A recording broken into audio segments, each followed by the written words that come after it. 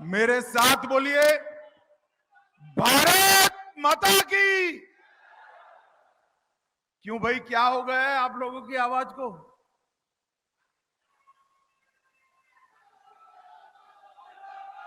सवाई माधोपुर गंगापुर वालों की आवाज ऐसी होगी क्या? मेरे साथ दोनों हाथ उठाइए, उठाइए दोनों हाथ। सहकारिता से समृद्धि के संकल्प की मुट्ठी बींचे और प्रचंड आवाज से बोलिए, भारत माता की, भारत माता की, भारत माता की।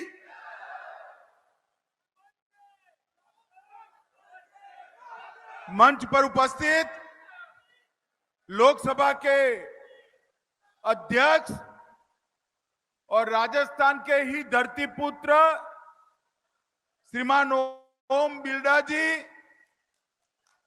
इफ्को के चेयरमैन श्रीमान दिलीप सांघानी जी,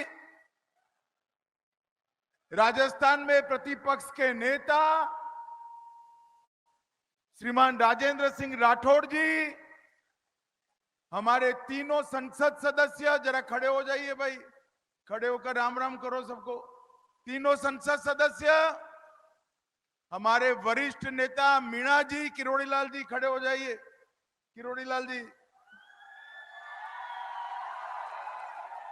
इफ्को के एमडी हमारे अवस्थी जी, मंच पर उपस्थित सारे कोऑपरेटिव लीडर और इस क्षेत्र से आए हुए प्यारे भाइयों बहनों माताओं, आप सभी को मेरा नमस्कार और आप सभी का आज इस सहकारिता सम्मेलन में मैं हृदय से स्वागत करता हूं।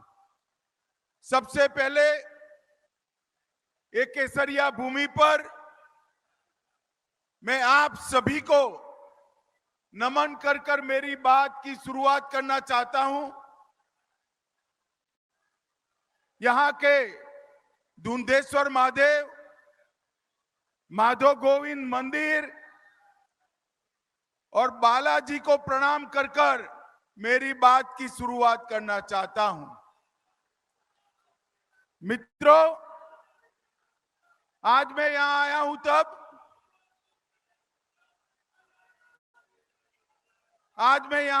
तब हमारे प्रेरणा स्रोत स्वर्गीय वेद गोविंद सहाय जी को भी नमस्कार करना चाहता हूं। उनको याद कर कर श्रद्धांजलि देना चाहता हूं। भाई बैठ जाओ, बैठ जाओ, आप सभी लोग बैठ जाओ। गहलोत साहब ने कुछ लोग भेजे हैं, 5 मिनट अपना कार्यक्रम कर कर चले जाएंगे। जोर से बोलो, भारत माता की, भारत माता की। मित्रों, आज मैं यहां आया तब, सारे लोग बैठ जाइए भाई, उनकी ओर मत दिखिए, बैठ जाओ सारे लोग। सारे किसान भाइयों को मेरा निवेदन है, बैठ जाइए। 2-4 जने हैं, निकल जाएंगे थक कर, उनको नारे लगाने दीजिए। कोई वहां नहीं जाएगा भाई, कोई वहां न जाए। माताओं, भाइयों, बहनों, आज मैं सहकार से समृद्धि के नारे को सार्थक करने वाले किसान सम्मेलन में आया हूं। मैं सबसे पहले 75 साल से देश के किसान जिस चीज की मांग कर रहे थे कि एक सहकारिता मंत्रालय अलग हो, मोदी जी ने 75 साल की किसानों की मांग को पूरा कर कर अलग सहकारिता मंत्रालय बनाया है। मैं आप सभी को निवेदन करता हूं, जोर से ताली बजाकर मोदी जी के इस फैसले का स्वागत करिए। मोदी जी जब से प्रधानमंत्री बने, ढेर सारे ऐसे काम जो देश में कभी नहीं हुए वो मोदी जी कर रहे हैं। सहकारिता मंत्रालय बनाया और कुछ दिन पहले ही चंद्रमा के दक्षिण ध्रुव पर हमारा चंद्रयान तिरंगा लहराते हुए पहुंच गया। समग्र देश के अंदर एक प्रकार से नई ऊर्जा, नए विश्वास, इसका संचार हुआ है। सैकड़ों करोड़ों सालों से प्रयास किए गए, करोड़ों सालों से चंद्रमा के दक्षिण ध्रुव के रहस्य बने हुए थे। दुनिया का कोई देश वहां नहीं पहुंच पाया। मोदी जी ने हमारे स्पेस मिशन को नई गति, नई ऊर्जा दी और आज चंद्र के दक्षिण ध्रुव पर पहला पहुंचने वाला देश हमारा भारत बना है। ये समग्र देश के लिए गौरव का विषय है। मैं आज अभी जो लोग नारे लगाते थे उनको कहना चाहता हूं, नारे लगाने की जगह चंद्रयान को आगे बढ़ाया होता तो आज नारे लगाने की बारी नहीं आती, आपका भी नंबर होता। सहकारिता मंत्रालय अगर बनाया होता, किसानों का कल्याण अगर किया होता तो आज नारे लगाने की जरूरत नहीं आती। मित्रों, राजस्थान में आया हूं। मैं ज्यादा पॉलिटिक्स करना नहीं चाहता था, मगर अब उन्होंने पॉलिटिक्स की शुरुआत कर दी, मुझे भी मजबूर कर दिया। हमारे दिलीप भाई जरा भोले भाले व्यक्ति है। इफ्को का सम्मेलन था, कल मुझे फोल्डर भेज दिया। मैंने कहा भाई ये फोल्डर मत रखना, न वरना अशोक गहलोत नाराज हो जाएंगे। तो दिलीप भाई ने पूछा कि फोल्डर में क्या ऐसा है कि अशोक गहलोत चिढ़ जाएंगे। मैं बताऊं आपको क्या था, जानना है भाइयों क्या था अंदर? ये फोल्डर का कलर, वो डायरी का कलर लाल रंग का था।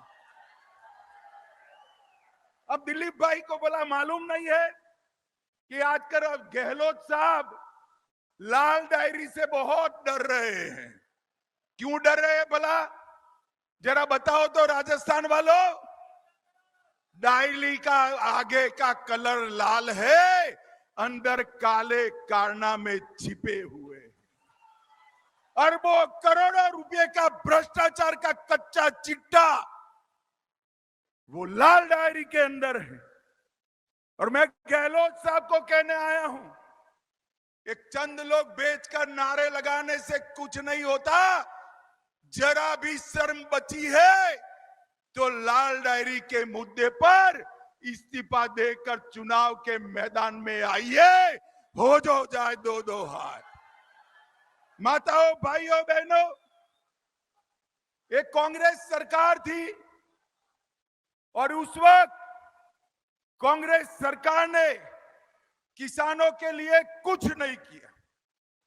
भारतीय जनता पार्टी की सरकार ने किसानों के लिए ढेर सारे काम किए और ढेर सारी योजनाएं लॉन्च की और हर किसान को 6,000 रुपया आज भारतीय जनता पार्टी दे रही है। और इसके साथ ढेर सारे कृषि ऋण के काम, फसल बीमा के काम भी किया है। कांग्रेस की सरकार थी, किसान बजट 22,000 करोड़ था। कितना था? जोर से बोलो, कितना था? 22,000 करोड़। मोदी जी ने 6 गुना बढ़ाकर 1,25,000 करोड़ करने का काम नरेंद्र मोदी जी ने किया है। किसानों को 7 लाख करोड़ का ऋण दिया था, मोदी जी ने 20 लाख करोड़ तक पहुंचाया। खाद्यान्न उत्पादन 265 मिलियन टन था, अब 323 मिलियन टन तक पहुंचाया। गेहूं की खरीदी 251 लाख मैट्रिक टन थी, उसको बढ़ाकर 433 लाख मैट्रिक टन करी। और गेहूं की एमएसपी 1400 रुपया थी, जोर से ताली बजाना, 1400 रुपया से बढ़ाकर 2100 रुपया करने का काम नरेंद्र मोदी सरकार ने किया। सरसों की एमएसपी 3050 रुपया थी, इसको बढ़ाकर 5400 रुपया करने का काम नरेंद्र मोदी सरकार ने किया। और पैक्स को, प्राइमरी एग्रीकल्चर सोसाइटी को मजबूत करने के लिए 20 से ज्यादा योजनाएं लाने का काम नरेंद्र मोदी सरकार ने किया।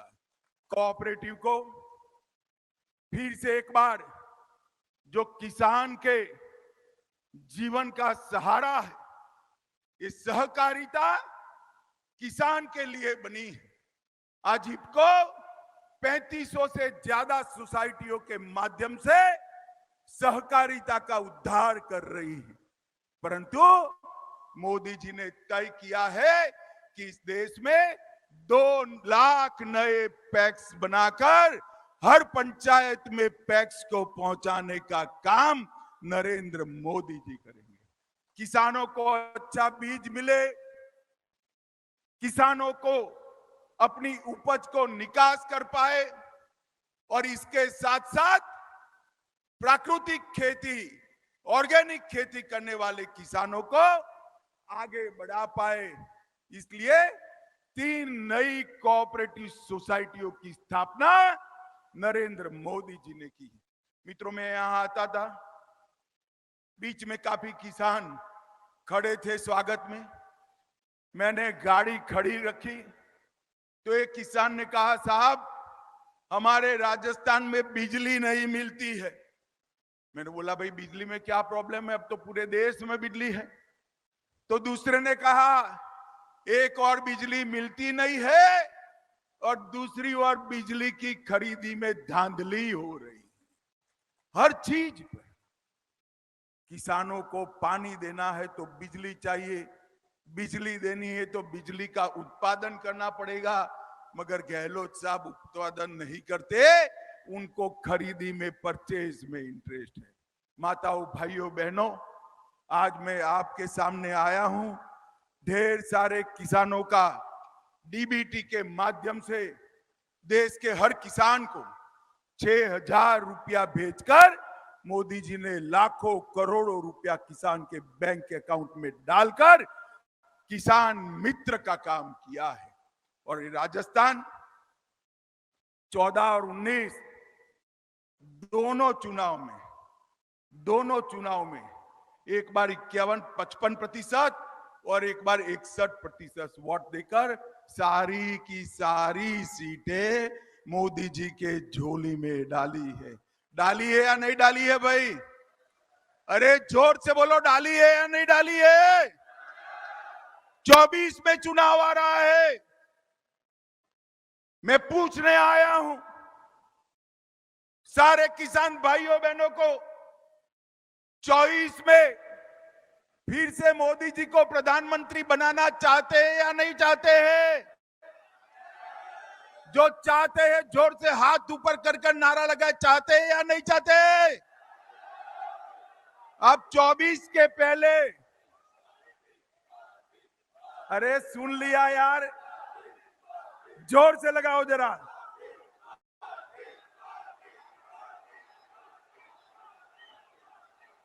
मित्रों, आपने कह दिया 24 में फिर से सबकी सब सीटें भाजपा को देंगे, मगर 24 के पहले 23 का चुनाव आ रहा है। 24 में तो सीटें तब दोगे जब 23 में यहां तख्ता पलट करोगे। करोगे या नहीं करोगे? जोर से बोलो, करोगे या नहीं करोगे? मोदी जी को फिर से प्रधानमंत्री बनाओगे? जोर से बोलो, बनाओगे? सभी की सभी सीटें देंगे? 23 में भाजपा सरकार बनाएंगे? तो मेरे साथ दोनों हाथ उठाइए, दोनों हाथ उठाइए और सभी सीटें जीतने के संकल्प की मुट्ठी बींचे और प्रचंड आवाज से बोलिए, भारत माता की, भारत माता की, भारत माता की। अंत में मैं एक बात कहता हूं, घर में कोई भी डायरी हो, उसका कलर लाल मत रखना, गहलोत जी नाराज हो जाएंगे। समझ गए ना? लाल डायरी का कलर मत रखना। मेरे साथ बोलो, वंदे वंदे वंदे